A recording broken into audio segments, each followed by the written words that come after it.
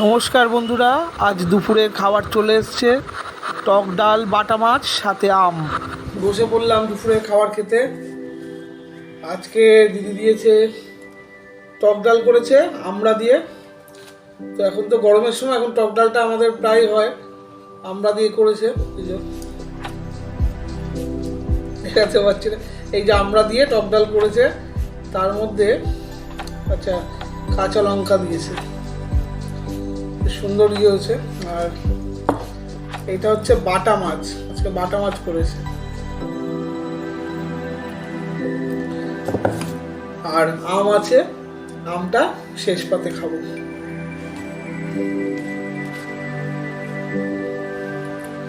আমি ডালটা দিয়ে মেখে নিই।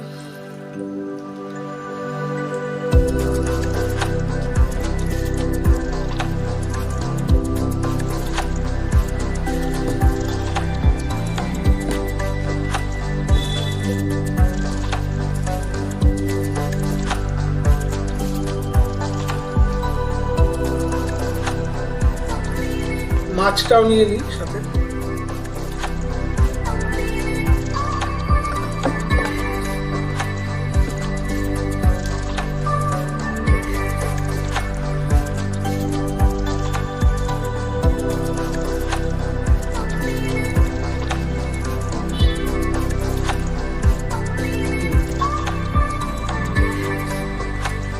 রোজ রোজ আর কি রিভিউ দেবো, টক ডাল তো ভালোই হয়।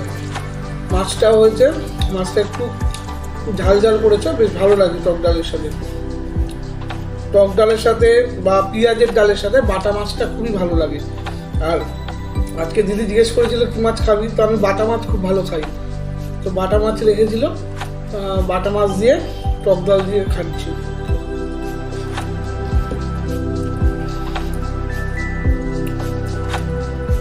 বন্ধুরা, তোমাদের আমি দেখাচ্ছি, তোমরা কমেন্ট করছো যে আমি একা একা খাচ্ছি। তো তোমরা একদিন এসো আমার বাড়িতে, আমার সাথে ভাত খাবে, ঠিক আছে? তোমাদের আমি নিমন্ত্রণ করলাম।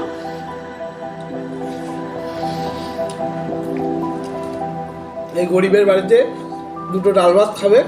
আর আমার দিদির হাতে রান্না, খুবই সুন্দর রান্না করে।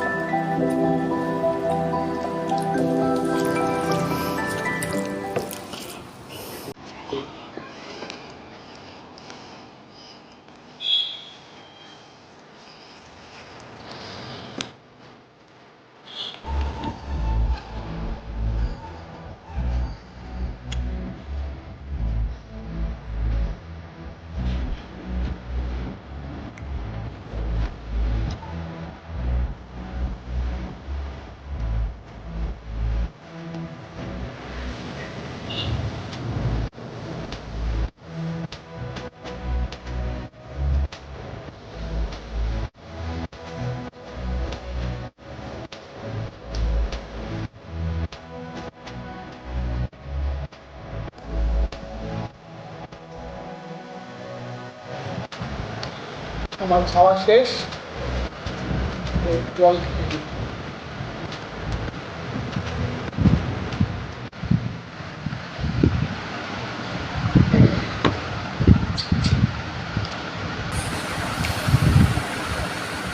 তো আমি আম খাবো এখন।